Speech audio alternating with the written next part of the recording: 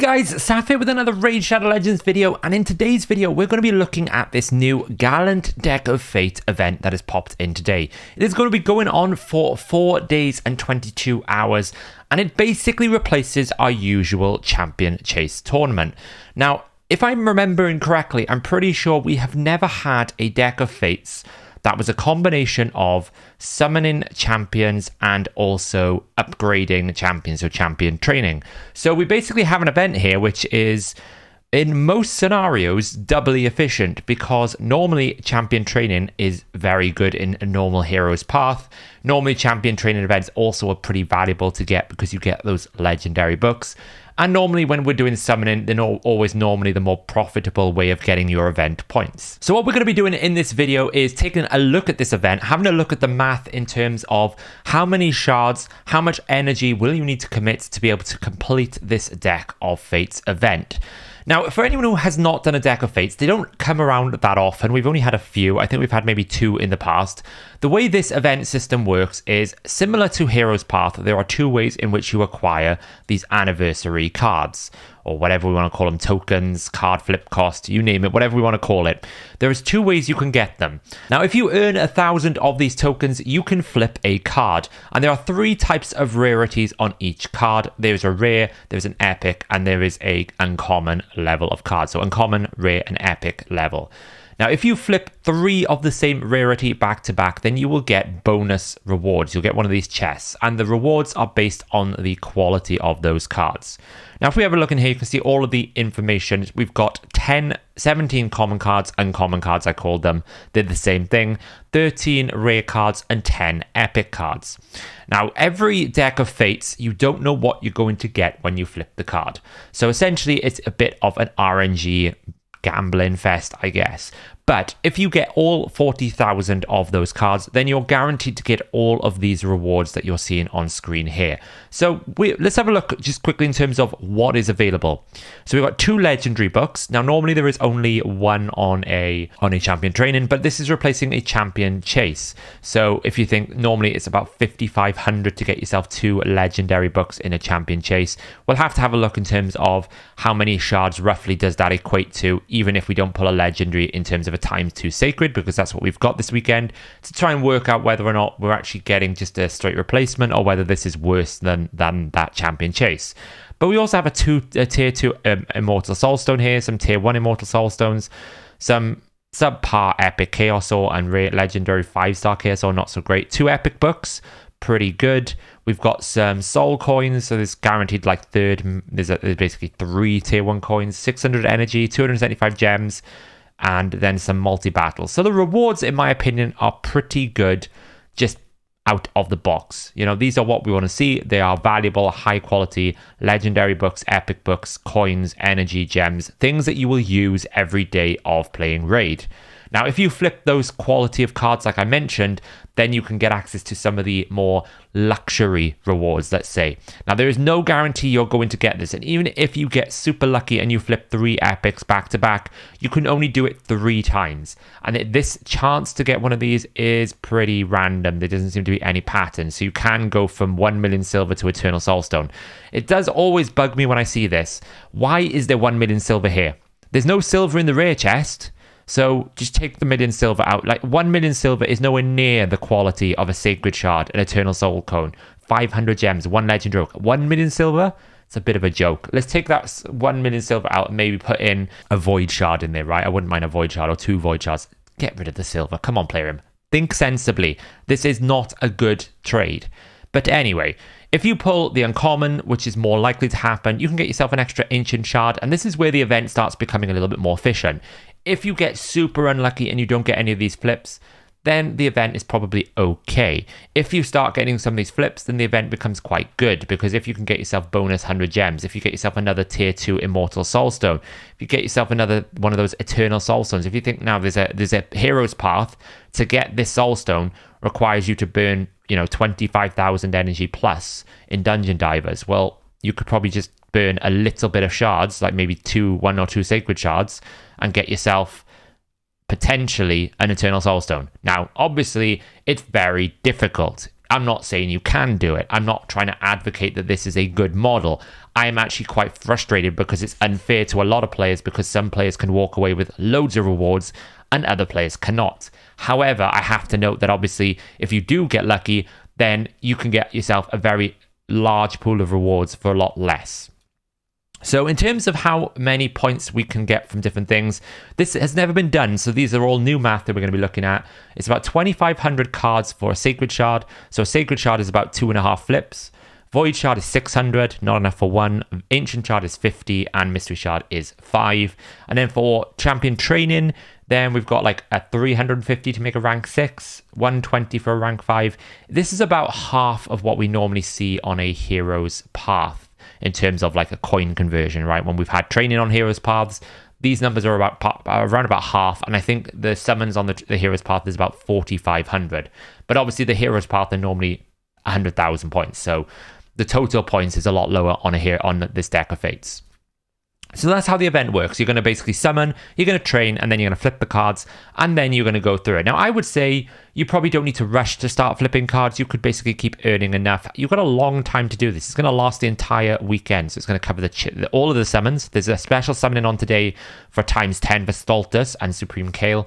We've got ×2 Sacreds. We've got a ×10 Kaimar, ×10 Kimi. There's a big weekend of summoning going on, so it's going to last the entire weekend.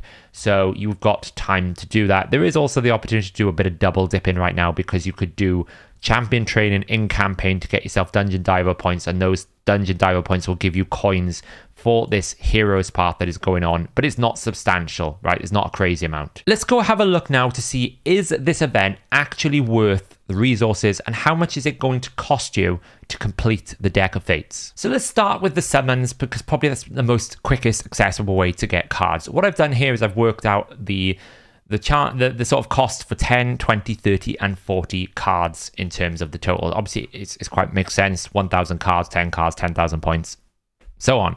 But it just helps kind of have a look in terms of how it scales. So you can see here, if you want to just get 10 card flips, you're going to need 4 Sacred Shards, because it's 2,500. Now, in terms of like efficiency here, probably Sacred Shards are the way to go. Although you could make an argument for Void Shards as well, considering 67 Voids versus 16 Sacreds. It's kind of counterbalanced. Whether you could probably mix and match a little bit depending on what you want to do here. But essentially the TLDR here is, if I want to complete all 40 cards, which means I guarantee all of that pool of rewards that I talked about. We've got that pool of rewards here. You can see you get 2 legendary books and all that. The 2 legendary books is the one I want to stick on more than anything else. You need 16 Sacred Shards to get 2 legendary books. Now, in a champion chase, typically, we have 2 legendary books, but normally they're at 5,500 points to get both. You get one at 3,000 and you get another at 5,500. So if we work on the average of 16 Sacreds, so we guarantee ourselves 2 legendary books with 16 Sacreds, with the potential to get bonus rewards. So put that to one side, but just we're only focusing on the guaranteed rewards behind all of the cards. 16 Sacred Shards equals 2 legendary books. So if you pull on a ×2 Sacred, you'll have a 12% chance, essentially, we're doing some basic math here on the video, 12% chance that you're going to get a legendary. So out of 16, you've probably got a 1.92 legendary return rate from 16 Sacred Shards. Now, obviously, you can high roll, you can low roll, they're different things. And I would say as well, you could potentially use your summoning portal to offset this. Let's just focus on the shards first. So if I have 1.92, let's just say you get 2 legendaries out of those 16. Well, 2 is going to be 500 points, because you get 500 points for legend on a champion chase. And then you're going to get 14 epics, which are at 250 points. So in total, your 16 sacreds on a ×2 sacred should average somewhere about 4,500 points. That is not enough on a champion chase for you to get 2 legendary books. Now, obviously, you can offset that against ancient shards if you're pulling on if you're pulling for the ×10s. But generally, you don't really want to be pulling ancients on a ×10 without any other sort of odds going on, because the return rate is really bad. So I wouldn't necessarily suggest that's a good way to go. In this instance, we're looking at a mid-fusion ×2 sacred. You're going to be pulling on the ×2 sacreds. The Deck of Fates for the same equivalent amount of shards is probably going to yield you more rewards because you're going to be able to guarantee that extra legendary book plus all the extra stuff. Normally in the chase, it's like one tier stone, maybe some silver, then you get one like epic book, and then you get legendary books or something like that. Very rare do you get more, like loads and loads of rewards. You're going to get more rewards. So in this instance, you just using this comparison, I'm kind of thinking, okay, well, if I've got a chance to get more rewards from flipping the same rarity, and I'm already getting more rewards than a typical champion chase, then this deck of fates is already looking quite good. But that's the TLDR there. You don't really have enough from the same amount of sacreds to guarantee yourself that legendary book on the chase, but you will in the deck of fates. So 16 sacred shards, 67 void shards, or 800 ancients. As always, ancient shards with these types of events are not good. They just never are. Nobody's going to be pulling anywhere near 200 ancient shards to get yourself 10 cards. It is all about how many sacred and void shards you have. Now, whether or not I agree with that is a whole nother video topic. I will say, though, that it feels like they're trying everything possible to make ancient shards worthless. That's the feeling for me. You could also go the mystery shard route if you want. It would be 8,000 mystery shards. But that's a lot of effort if for just 2 legendary books, but you could do that if you wanted to. Take a look at the training math. This is a little bit more complicated, so I'm going to have to explain a little bit more in detail. I've mapped out at the top here the amount of points you get from doing the different training activities, such as leveling or doing rank upgrades. Now, in previous iterations, we've always had training with dungeon divers, so you could offset your training requirements with campaign. But I've basically put this as 0. You can see we used to do this for the light coins. I've put it as 0 because there is no dungeon diver gain from Deck of Fates. So the only way we can actually gain points is from doing actual training. So the way that I normally like to do this for efficiency, it's not the most efficient way, but it's the most reasonable way to do it, is I will partially level rank 4 and rank 5s before I feed them, and I put these at 14 and 25, and we also can kind of do a partial level at 60 if we wanted to do that as well. So what we look at here is taking rank 2s all the way up to rank 5 as one option, and then rank 2s all the way up to rank 6, and how many of those we are going to need to do. Obviously, you need 2 rank 2s to make a rank 3. You need, well, 3 if you include the one you're going to make. You need 4 for rank 3, and then you need 5 for rank 5, and then obviously you need 6 for rank 6, including the one you're going to make. So we're factoring that in. So what we do then is we map it down here. We've got 2 routes. We've got a rank 6 route, and we've got a rank 5 route. So what I mean by that is, are we going to be making rank 6s? Are we going to be upgrading actual champions? Or are we just going to be making food? Now, if you're making food, then the amount of champions required drops significantly. So we're calculating that here, and we're also calculating a partial level to 25 because we're going to use it as food. So on average here, we're going to be getting 2,283 anniversary card points if we want to make 1 rank 5 to level 25. And partially leveling the rank 4s. Now, if we want to make champions, so actually want to make rank 6s, well, we get a lot more, but we're also going to have to essentially make more rank 5s. We're going to have to make 5 of those rank 5s. That's going to give us 11,655 points. So in essence, are we making food or are we making champions? Now, if we're making just the champions here, you can see I've mapped out what the XP requirements are. I've mapped out based on running in 12.6. All of this math is on 12 in stage 12, right? 12.3. But we're looking at here in terms of the number of rank 2 to rank 6s. So the number of champions you're going to need to make. If you want 10,000 points, it is just under 1 rank 6. So making 1 rank 6, making food all the way from level rank 2 all the way up, will get you 10,000 points.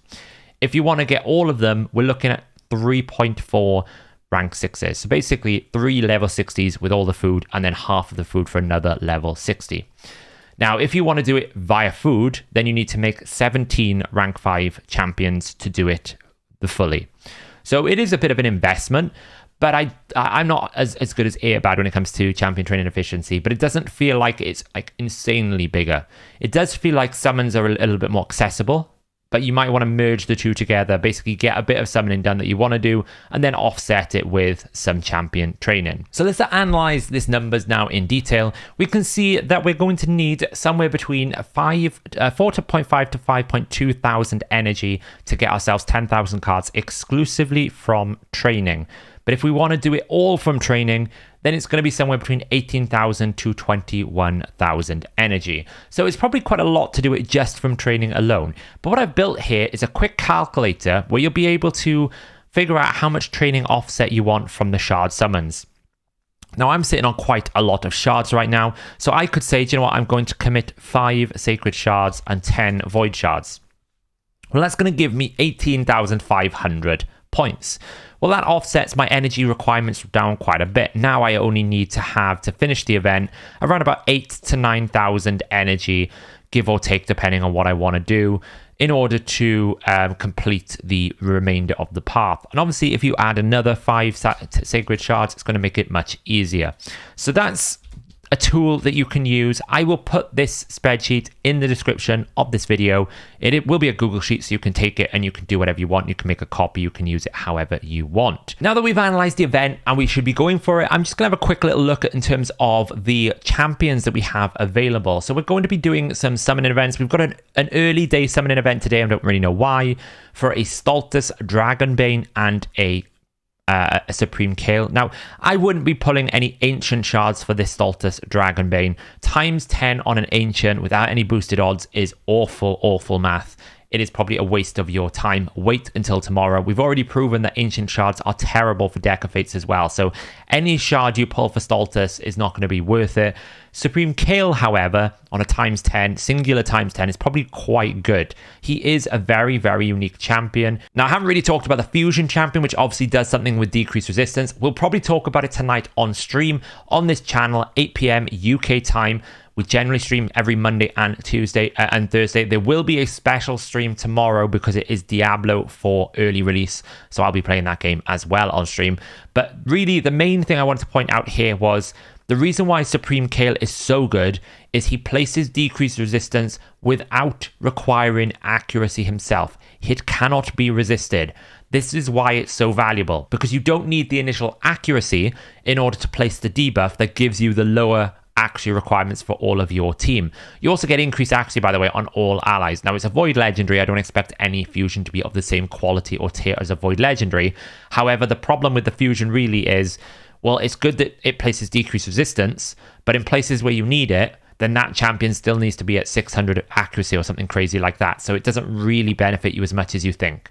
But this is why Supreme Kale is really good, in my opinion, is you get such a massive turnaround in the accuracy requirements you need here, because he decreases resistance whilst increasing your accuracy, and he cannot be resisted. So it is a very, very powerful ability. So Supreme Kale is probably worth pulling for. Then we've got times 2 Sacreds. Now, I think +1/+1 Sacreds are better than times 2 Sacreds. The math kind of points that out as well. And we're not really, we're kind of mid-fusion, right? So if you're using Sacreds, that's summon rush points that you are throwing away. So you've got to keep that in mind, that you maybe don't want to go absolutely crazy and pull all of your Sacred Shards. However, there is a times 10 Prince Kaima on at the same time as the times 2 boosted odds. So perhaps Sunday, because it's boosted with a times 10, might be a better opportunity. Although keep in mind that times 10 non-void is still pretty poor. It's like, I think it's like a 4.6% chance. Check my last video. It'll remind me what the number actually should be. The video I did recently on which summoning event should you pull for, that has all of the times 10 math. So there you go, guys. That is the Gallant Deck of Fates. It's a new model in terms of the different events that they've added in here. We haven't had this combination before of Deck of Fates. I actually think, considering the initial reward pool you get of 2 legendary books, plus some soul coins, plus 275 gems, plus 600 energy, it's better than a champion chase for the same amount of resources, so you get more rewards than a champion chase. And then if you get lucky, you have the chance to earn some pretty potent rewards: an extra legendary book, a tier 3 soul stone, an extra sacred shard. So I definitely think it's probably worth going for. Now, do I like this system here? No, I still don't like this flip. I actually think you should be able to queue these up, so you always guarantee that you get all of the 3 epics. If I get all 40,000 coins, I should be able to get 3 of these chests. And maybe then you just need to reduce the quality of the rewards a little bit so that it's a little bit more balanced. I'd rather consistent reward outputs than this, well, if you get lucky and you pull 3 of the same rarity, you get one of these, but if you pull a different rarity, it resets, right? That's the problem. So I will be trying to complete the Deck of Fates. I don't know if I'm going to pull all of my Sacred Shards, but I probably will pull for Supreme Kale. Okay, so I've cleared some space. We've got 263. I'm going to pull 2 Voids, and then I'm going to pull the rest of them. we want the Supreme Kale. We're probably not going to get it. I just reset my Mercy with a Whirlim, so I'm not really like expecting it, but hey, this will help offset some of my training requirements, because I probably will try and do the training because I have the monthly mission also to do campaign, and there's also new Forge weekly pass which requires you to level up champions and all sorts of things, so it makes sense for me to triple dip and get all of those things done. Right, 10 Void Shards. Do we get lucky at the end of the video? Is the Deck of Fates on our hands, or are we going to get 10 rares? We're probably going to get 10 rares here. It's bound to be 10 rares based on this. This is why you shouldn't pull in ×2. Oh, painful. Well, there goes 12 Void Shards. We're not going to get the Supreme Kale. We didn't expect to anyway, to be fair. Let's be honest. It was a fool's dream. But as you can see, that has given me 7,500 points that I can pull. And just to prove how it works, you pull that action and you get yourself 75 gems. Not bad. Not bad. Now I need to basically get 3. But the problem will be is if I pull, say, a different color. Or maybe I'm going to get lucky. Hey, we get lucky. Okay. And we get 200 gems. So this is why the event is pretty good to some extent. So I've just basically converted 12 Void Shards into a bonus 200 gems on top of the 275 I'm already going to get. So I'm going to get 400 plus gems now. Now, I did get extremely lucky to get 3 blues. That probably won't happen for the rest of the Deck of Fates. But, you know, I do think it's probably worth doing. I think this Deck of Fates is actually very good. We can pull that Soul Stone, see if we get anything useful out of the Soul Forge. We haven't lately. Oh, it's a legendary? Oh, we already have a 1-star Riho. Oh, well, that's it's coins, I guess. But we already have a 1-star Riho. It's coins. And we get a bonus 200 there. So that is the Deck of Fates. I do think it's quite good. You know, we do have another 22 hours as well away from the gear removal cost. Things are still, you know, it's very busy at the moment. There's a lot going on considering we're meant to be mid-fusion. It's meant to be chill. The fusion is going to be starting soon. I will talk about the fusion on stream tonight at 8 p.m. UK time. Come join in on that. But yeah, thanks for watching, guys. Let me know in the comments below. Are you going to be doing this Deck of Fates? Do you like the Deck of Fate model? I personally think there's some problems with it, but I do think that it's more rewarding than the Hero's Path and a couple of other events. Let me know if you get a triple purple flip as well. It's quite rare. It's very difficult to do. You only have 3 attempts at it, really, because you get 10 cards in total. So yeah, let me know, and thanks for watching, and I'll catch you in the next video.